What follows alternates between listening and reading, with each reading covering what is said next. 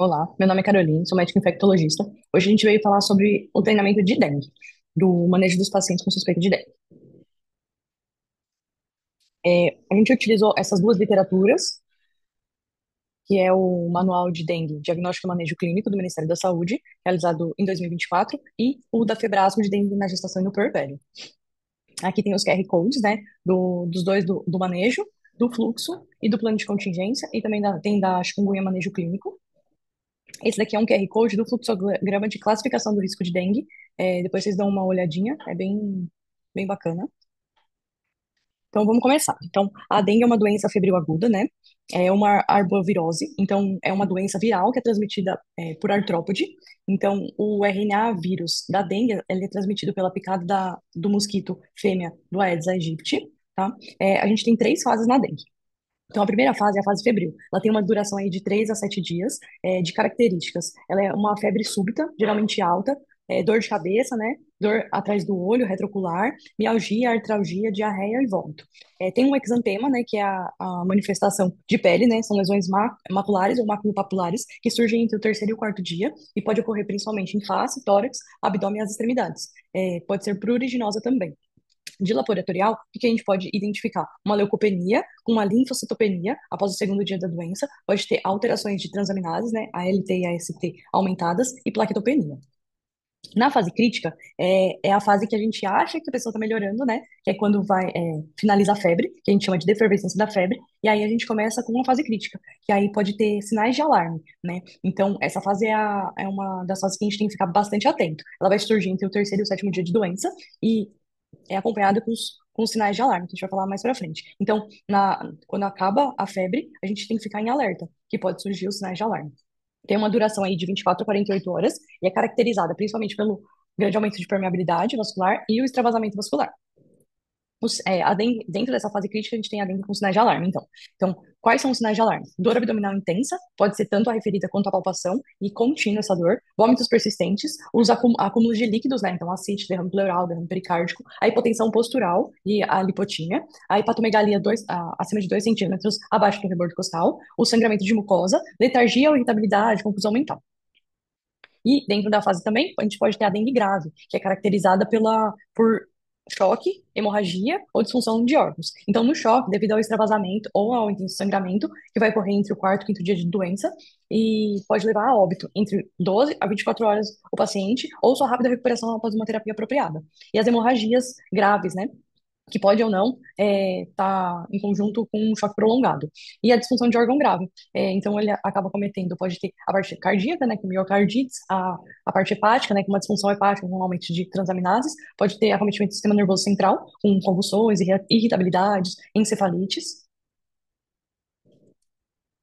E aí a gente tem a fase de recuperação, que é a terceira fase, onde a gente vai ter a reabsorção gradual desse conteúdo que foi extravasado nas fases anteriores. E aí a intensa e a progressiva melhora, né, dos sintomas e tem uma duração de 2 a 4 dias. E aí a gente pede a atenção, que é nesse momento que vem as complicações relacionadas à hiperidratação, também associada algumas vezes a infecções bacterianas. Pode ter também um surgimento de uma erupção cutânea adicional, começa como, ficam umas erupções eritematosas, né, confluentes, e ficam umas ilhas, com umas pequenas ilhas, né, de pele não afetada, que também pode ser pruriginoso. E a fadiga em adultos pode permanecer aí durante dias a semanas após a recuperação. Agora a gente vai para a definição de caso suspeito de dengue. Então, a gente tem um relato de febre, usualmente de 2 a 7 dias de duração, e duas das seguintes manifestações. Então, náusea, vômito, o exantema, mialgia, artralgia, cefaleia, dor retroorbitária, peteca, probilose positiva e leucopenia. Na criança é um pouco diferente. Então, para a gente suspeitar de dengue, a gente pode ter um quadro febril agudo, usualmente de dois a 7 dias de duração, e sem foco de infecção aparente. Então, por isso que na pediatria, a, a- o diagnóstico de dengue às vezes pode ser um pouquinho mais difícil.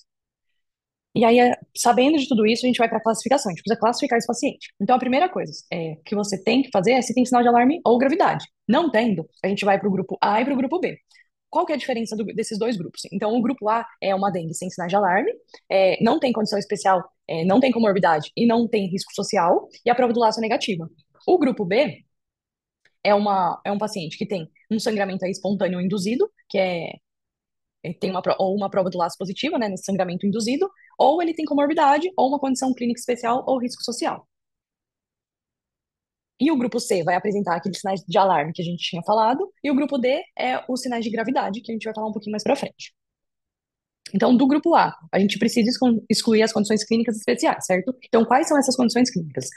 Lactentes, menor que 2 anos, gestante, adulto, com idade aí acima de 65, e algumas comorbidades que a gente principais. Então, hipertensão arterial, doenças cardiovasculares graves, diabetes, doença pulmonar obstrutiva crônica, asma, obesidade, doenças hematológicas crônicas, né, como anemia falciforme e púrpuras, doença renal crônica, doença ácido péptica, as hepatopatias e as doenças autoimunes. Lembrar que a puérpera até o 14º dia após o parto faz parte do grupo B. Agora a gente vai... E como que a gente vai fazer assim, esse atendimento ao paciente com suspeita de dengue? Primeiramente, se ele preenche os critérios de dengue. Então, é um caso que você suspeita de dengue? Sim. Em que fase que esse paciente está? Ele está na fase febril, crítica ou de recuperação? Ele apresenta sinais de alarme? Qual que é o estado hemodinâmico e de hidratação desse paciente? Ele está em choque ou não está? Existem condições pré-existentes com maior risco de gravidade? Né? Se tem a comorbidade, se tem o risco social? E, e aí, a partir daí, qual o grupo que ele está? O A, o B, o C ou o D? E aí, esse paciente vai precisar de hospitalização ou não? Se sim, para onde que a gente vai mandar? Para leito de observação ou unidade de terapia intensiva? Então, na pediatria, como eu falei, o diagnóstico pode ser não tão fácil. Por quê? Porque ele pode ser assintomático, pode ser uma síndrome febril clássica, né? Com sintomas inespecíficos, né? Pode ter só sonolência, recusa da alimentação e de líquidos, vômitos, diarreia ou a fezes mais amolecidas. Então, pode ser um pouco mais difícil. E esse quadro inicial pode passar desapercebido, né? E a criança vir com já um quadro grave, sendo a primeira manifestação clínica. No entanto, o agravamento, no geral, né, o agravamento ele é súbito, diferentemente do que ocorre no adulto. Então, por isso que a gente pede para, caso a gente suspeite que pode ser dengue, né, sem a gente tem uma febre, sem outros sinais e sintomas que nos levam a ter um diagnóstico, para a gente pensar em dengue e fazer todo o manejo adequado. Então, orientar sempre o acompanhante, né, da criança sobre a fase febril, né? E que após passar a febre vem a fase crítica e é nesse momento que a gente precisa ter bastante atenção, tá bom? E cuidado com a fase de recuperação, que é a de hiperidratação. Nas gestantes, é um grupo de risco aí de maior probabilidade de progredir para formas mais graves, né, da doença e até do óbito. O risco é grande de sangramento, então aumenta a taxa de abortamento, de prematuridade, restrição de crescimento fetal, morte fetal e a transmissão vertical da dengue, né? Ela é pouco frequente, mas é, e é mais comum, né, quando o período da viremia materna é próximo ao parto. A gente ficar ter uma noção aí do quando for nascer o RN. E aí tem um aumento de permeabilidade mais exacerbada aí quando a gestante está com dengue. Vamos para a prova do laço. A prova do laço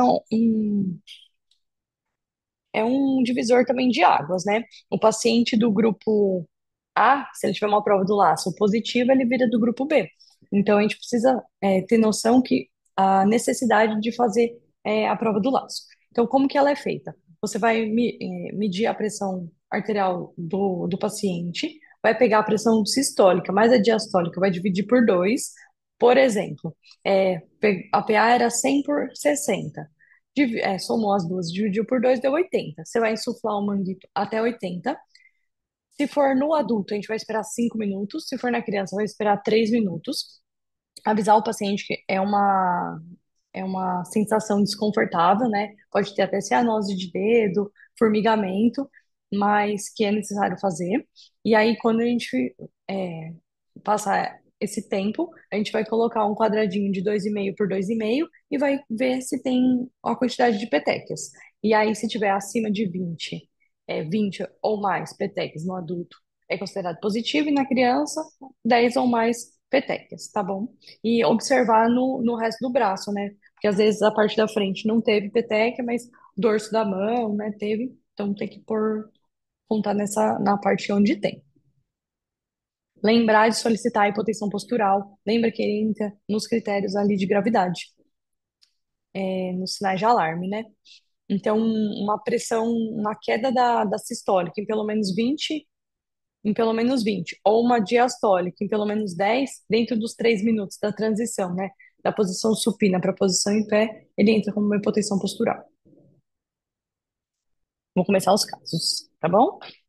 Então, a gente vai começar um pouco dos casos para a gente ter o manejo dos grupos. Então, o caso um a Alice é uma criança de 5 anos, veio acompanhada da mãe para atendimento na UPA por queixa de dor no corpo e febre há 3 dias. Nega outros sinais e sintomas. Por que a Alice deve ser investigada para dengue? Lembrar, então, na criança, é um quadro febril agudo de dois a 7 dias de duração e sem foco de infecção aparente, a gente tem que pensar em dengue nesse momento que a gente está vivendo. O exame físico, então, da Alice, ela está consciente, ela está orientada, não tem sinais de irritação meníngea, a horoscopia, a otoscopia também não tem alteração. De temperatura, ela está com 39, uma cardíaca de 100, respiratória de 30, uma PA de 110 por 60 em decúbito e 105 por 60 em ortostase. O pulso estão cheios, estão simétricos, o tempo de enchimento capilar está abaixo de 2 segundos, não há queixas ou evidências de dor abdominal, a prova do laço foi negativa. Então, mediante esse caso, né, qual que é a classificação de dengue se pela anamnese e exame físico não há comorbidades, prova do laço negativa e não tem sinais de alarme. Lembrar que a Alice pesa 20 quilos. Então, o que que é importante no exame físico? Então, os sinais vitais, ele vai te dar um parâmetro, né, para a gente ver os sinais de gravidade e os sinais de alarme. O peso é importante para a gente garantir o manejo adequado do paciente. A prova do laço é para classificação, né, do paciente. A palpação abdominal, lembrar que ela faz parte dos sinais de alarme. A ausculta cardíaca e pulmonar, também sinais de alarme de gravidade, né? Lembrar dos derrames, né, da parte da, dos líquidos. Hipotensão postural, também sinal de alarme e gravidade. Pulso periférico, sinal de alarme e gravidade. Tempo de enchimento capilar, também sinal de alarme e gravidade, parte do choque. E aí eu deixei alguns parâmetros, né, para a gente ter referência. Então, da faixa de PA sistólica e diastólica, tá tudo no manual da dengue do Ministério da Saúde. O tamanho do manguito, né, para a gente usar nas crianças, o parâmetro de frequência respiratória e frequência cardíaca por faixa etária e o de pressão arterial. Ainda no caso um. Então, a gente classificou ela como dengue do grupo A. Então, ela dengue sem sinais de alarme, sem condição clínica especial, sem risco social e sem comorbidade. Então, o manejo, né? O manejo do grupo A. Vamos ver como ele vai ser. Então, ele vai precisar de hidratação oral. Então, dentro do manual do Ministério da Saúde de dengue, a gente tem a parte do adulto e a parte da criança. Como a gente teve um caso de criança, do adulto a gente vai vai verificar depois ou em outro caso, mas e também no protocolo. Mas do adulto, só para dar uma pincelada, é 60 ml por quilo dia, sendo sempre um terço de soro de reidratação oral e o restante pode ser os líquidos caseiros, tá? Então, da criança, ela é por faixa de peso. Então, até 10 quilos é 130 ml por quilo dia. Acima de 10 até 20 é 100 ml quilo dia. E acima de 20 quilos, 80 ml quilo dia. Então, a criança ela tinha 20 quilos. Então, a gente vai fazer 100 ml quilo dia. Então, 100 vezes 20, 2.000 ml.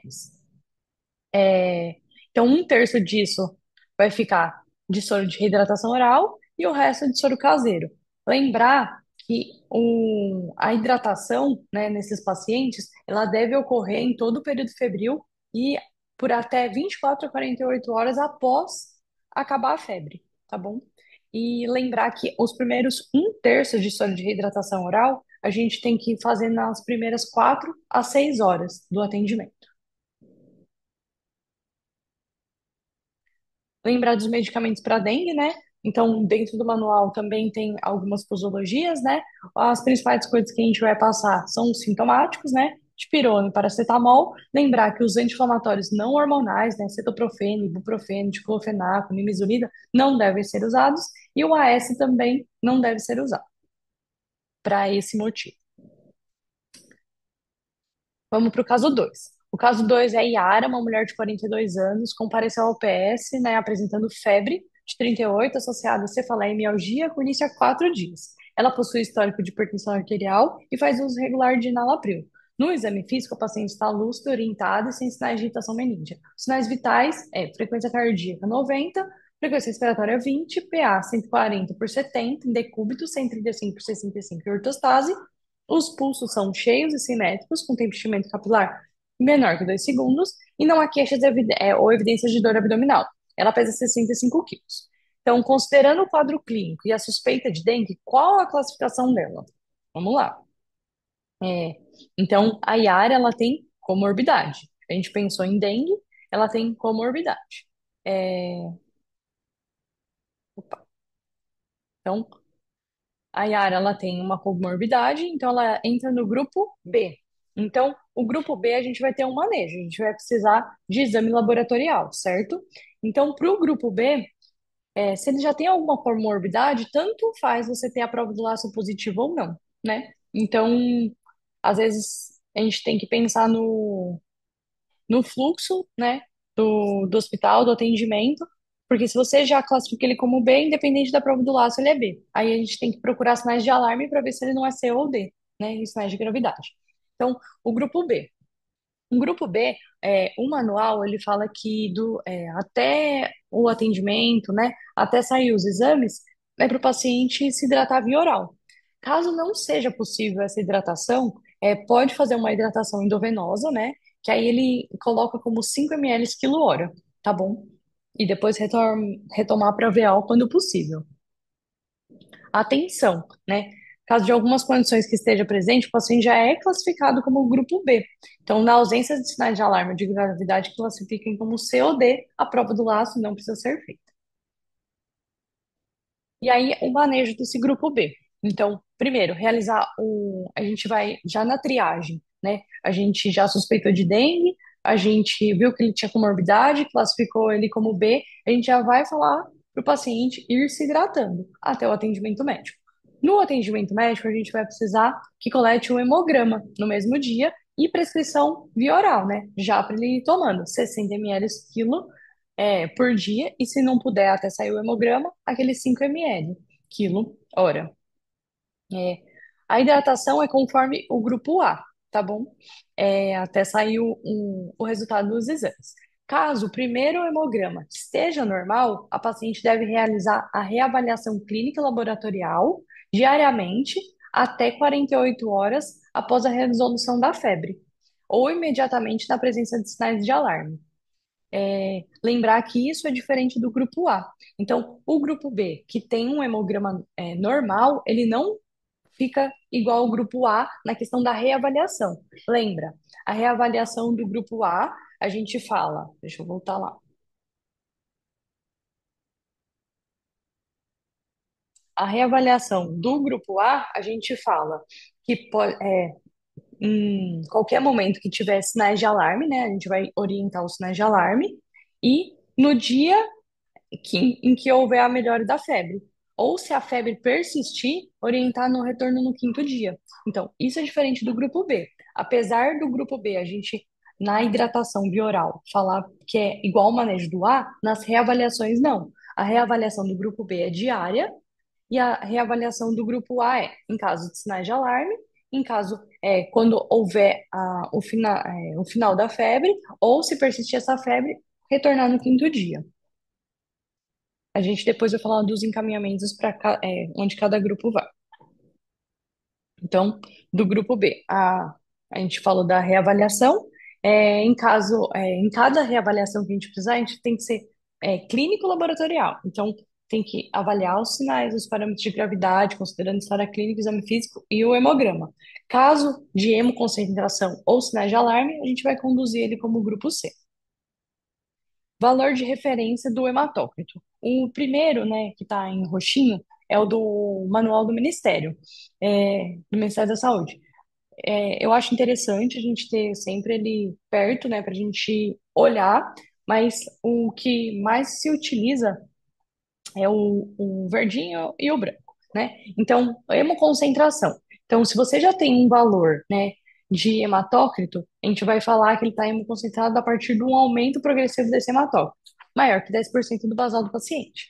Na ausência, o que que a gente vai considerar? Crianças acima de 42, mulher acima de 44, homem acima de 50.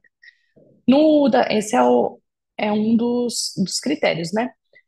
No branquinho, que é o da Sociedade Brasileira na Sociedade de Pediatria, para criança, ele vai classificar, né? Abaixo de um mês, 2 meses a 3 meses. Então, é importante a gente ter esse também em mãos.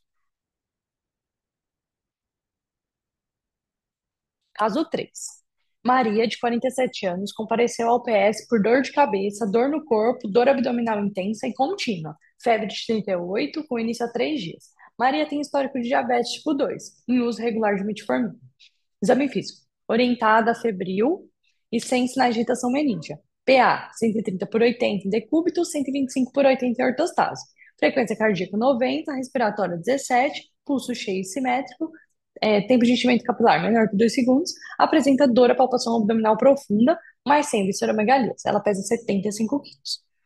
No primeiro atendimento, levantou-se a hipótese de dengue e foram solicitados os seguintes exames: hemograma, albumina, transaminases e NS1. Os resultados iniciais mostraram um hematócrito de 49, enquanto os exames de albumina e transaminases estavam nos valores normais. Qual é a classificação de Maria? Então, lembrar, a Maria tem o quê? Dor abdominal intensa e contínua. Então, ela vai ser classificada como dengue grupo C. Então, ela preenche um dos sinais de alarme. Então, quais são os exames complementares que são obrigatórios na dengue do grupo C? Então, hemograma completo, albumina e transaminases.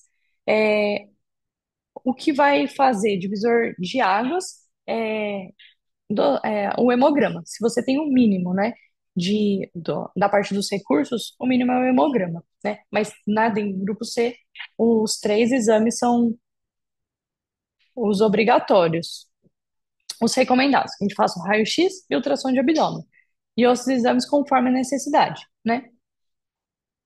Lembrar que a dengue grupo C, obrigatoriamente, a gente tem que ter um cli- é, exame laboratorial de dengue, né? NS1 ou a sorologia. Então, a conduta na dengue grupo C. Então, a gente inicia a reposição volêmica, né? 10 ml quilo de soro fisiológico na primeira hora, e aí a gente vai reavaliação clínica após uma hora. E aí, após uma hora, né, a gente vai fazer reavaliação de sinais vitais, pressão, a diurese, né? Então, que a gente tem que estar em torno de 1 ml quilo hora. E aí, a gente vai manter a hidratação 10 ml quilo hora, né, com soro fisiológico, na segunda hora, até reavaliação do hematócrito, que deverá ocorrer em até 2 horas dessa reposição. E aí, a gente vai fazer de novo reavaliação clínica e laboratorial após as 2 horas, que aí já saiu o hemograma que a gente estava esperando. Teve melhora clínica e laboratoriais, sinais vitais e APA estão estáveis, a diurese está normal e queda do hematócrito, o que que a gente vai fazer? A gente vai iniciar a fase de manutenção. A gente não vai dar alta para esse paciente, ele não vira grupo B.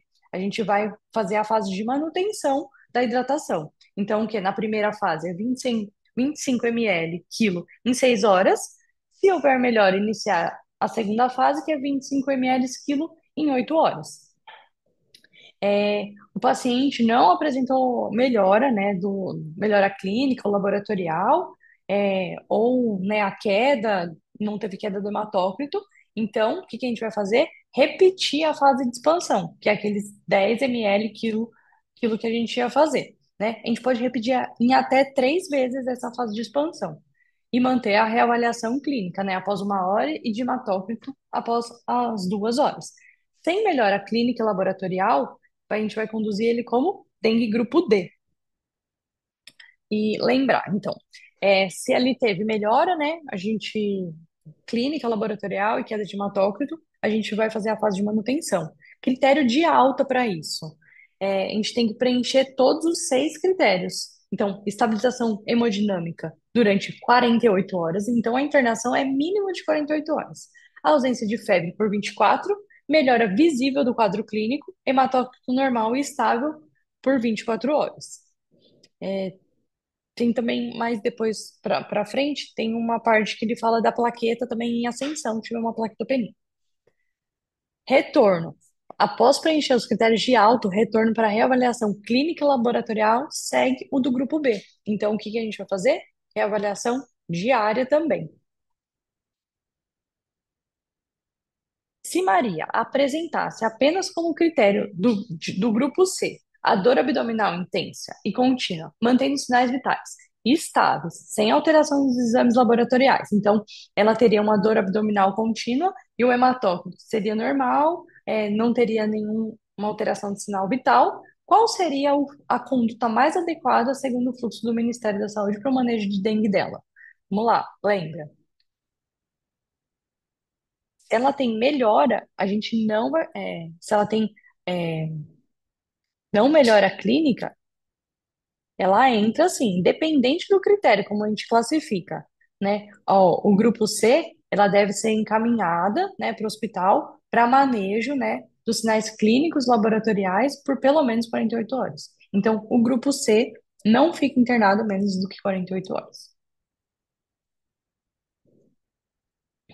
Caso 4. Pedro, de 32 anos, sem comorbidade, procurou atendimento na UPA, relatando febre não oferida há 5 dias, acompanhada de dor de cabeça, mialgia, artralgia, vômito persistente, dor abdominal contínua e tontura. O último episódio febril ocorreu há 24 horas. Na reavaliação clínica, Pedro encontra-se lúcido, sem sinal de irritação meningia, uma temperatura de 37, PA 8 por 5, em decúbito e 6 por 5. Em ortostase, cardíaca 132, respiratória 27, um preenchimento aí, tempo de preenchimento capilar de 3 segundos. Ele apresenta pulso fino e simétrico. Além disso, a dor abdominal profunda sem evidência de visceromegalias. Pedro pesa 100 quilos. Com base na suspeita de dengue, qual seria a classificação de Pedro? Dengue, grupo T. Presença de sinais de choque, sangramento grave ou disfunção grave de órgãos, né? Dengue grupo D. Então, ele apresenta sinais de choque, né? Então, a gente tem que ter expansão volêmica, 20 ml quilo de soro fisiológico, né? Então, para o caso 4, seriam 2 litros em 20 minutos. 2, a gente vai reavaliar esse paciente. Clínica a cada 15 a 30 minutos após cada expansão e hematócrito em 2 horas. Caso apresente melhora clínica de hematócrito, pode retornar para a fase de expansão do grupo C, que é os 10 ml por quilo de soro fisiológico na primeira hora. Se persistência do choque, a gente tem que avaliar o hematócrito, né? O hematócrito está em queda, mas a gente persiste o choque, a gente tem que começar a investigar a hemorragia e coagulopatia. Se ele tem queda e sem persistência do choque, a gente tem que ver se a gente não está hiperidratando esse paciente. E se o HT está em elevação, a gente vai precisar expandir com albumina esse paciente. E aí, a albumina, o que que a gente vai preparar? Albumina de 5%, né? Para cada 100 ml da solução, usar 25 de albumina, 20% e 75 de soro fisiológico.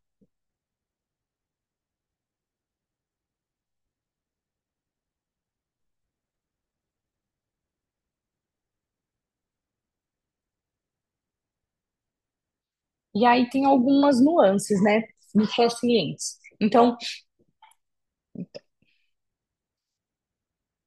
o paciente que usa antiagregante plaquetário, né, é uma dúvida constante. Então, aqueles que usam por estente farmacológico, menos de 6 meses, ou estente convencional, menos de um mês, em uso de AS clopidogrel, o que que a gente vai fazer? A gente tem que ver as plaquetas. Plaqueta acima de 50 mil, a gente vai manter AS clopidogrel, realizar a contagem diária da plaqueta conforme o protocolo B. Plaqueta entre 30 mil e 50 mil, a gente vai manter o AS clopidogrel, admitir leito de observação e realizar a contagem diária dessas plaquetas. Plaqueta abaixo de 30 mil, suspender o AS clopidogrel e admitir leito de observação e realizar a contagem diária de plaqueta. Para o paciente que usa AS por estente farmacológico, mais de 6 meses, estente convencional, mais de um mês, ou Em uso de AS por profilaxia secundária de doença coronariana e cerebrovascular, também. Plaqueta acima de 50 mil, mantém o AS e realiza contagem diárias conforme grupo B. Entre 30 mil e 50 mil, mantém o AS interna, observação e contagem diária de plaqueta. Abaixo de 30 mil, a gente vai suspender esse AS, admitir em leito de observação e realizar contagem diária de plaqueta. Para quem usa anticoagulante como varfarina, também. Plaqueta acima de 50 mil, controle ambulatorial do TAP e contagem diária de plaqueta. Entre 30 e 50, admissão do paciente para controle da anticoagulação. Suspende a varfarina e troca por heparina não fracionada.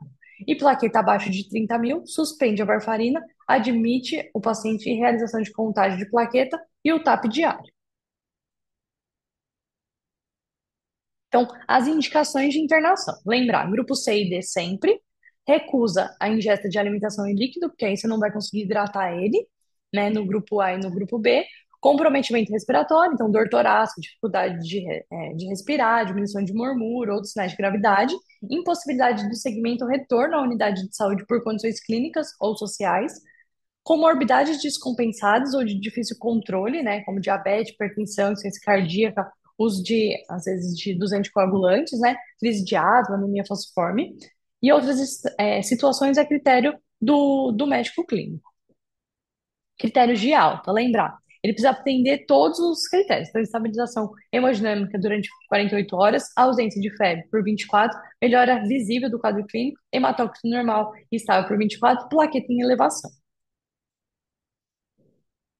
Encaminhamentos. Então, a dengue grupo A e grupo B devem ser encaminhados para a unidade básica de saúde, exceto algumas coisas que você, a critério médico, queira visualizar o paciente, né? Mas a padronização, né, o fluxograma do município é unidade básica de saúde. Grupo C e D deverão ser internados e inseridos para regulação de vagas. Grupo C, inserir no paciente no CISREG, acionar o transporte para internação em unidade hospitalar. O grupo D aciona o SAMU para deslocamento e internação.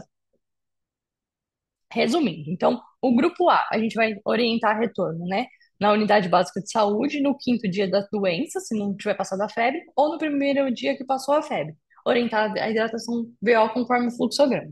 O B, é a avaliação do primeiro hemograma, né, em até 4 horas na unidade, após a coleta. Orientar a hidratação via oral. Orientar o paciente a retornar na reavaliação diária, né, na unidade básica de saúde. E é, explicar que a avaliação clínica e laboratorial é diária e até 48 horas após a queda da febre.